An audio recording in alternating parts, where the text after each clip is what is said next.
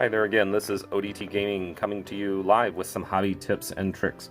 What I've done here in front of us is made a Hammer Hall banner.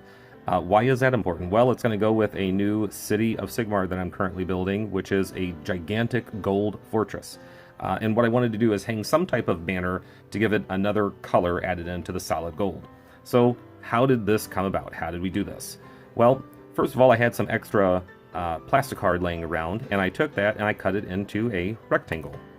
Seen here. This rectangle, then we can cut out the wooden frame for the placard. And if I can grab it, it is right around here. So this is a work in progress one that I made for the video here. You can see that some of it's not primed all the way, and that's where I was holding on to it.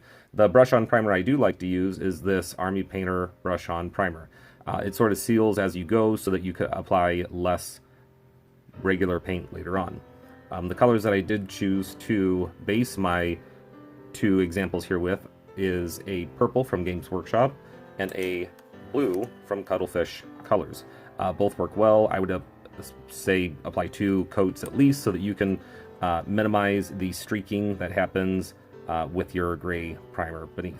Step 3 is actually outlining the design you want inside of your banner or placard with a Gundam marker. This Gundam marker can be typically picked up where they sell Gundam miniatures at your local game store or on eBay.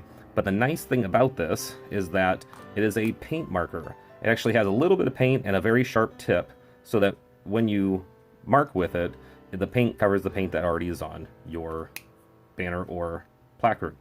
So what do we do for steps 4 and 5? Well, you're going to be filling in those areas of your hammer with gold.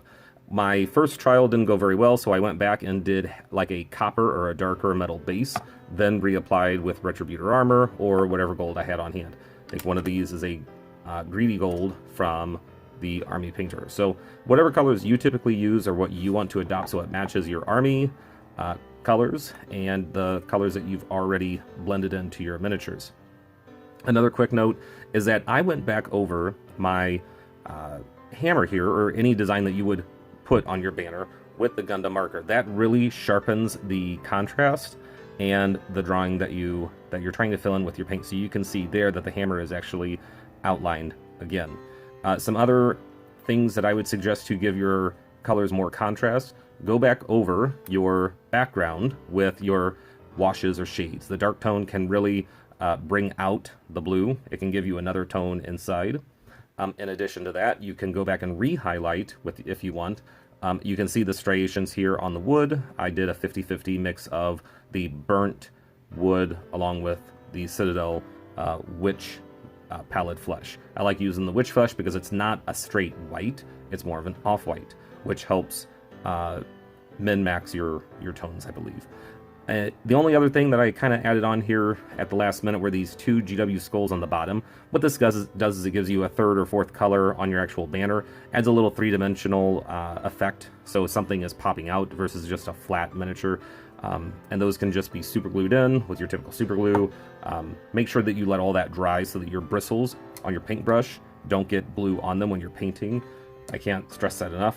And I hope this has given you some ideas to pursue in the future, maybe for some of your units, for some of your fortifications you might be building for a display board or terrain that you are currently undergoing. So this is ODTgaming signing out. Good night and good luck.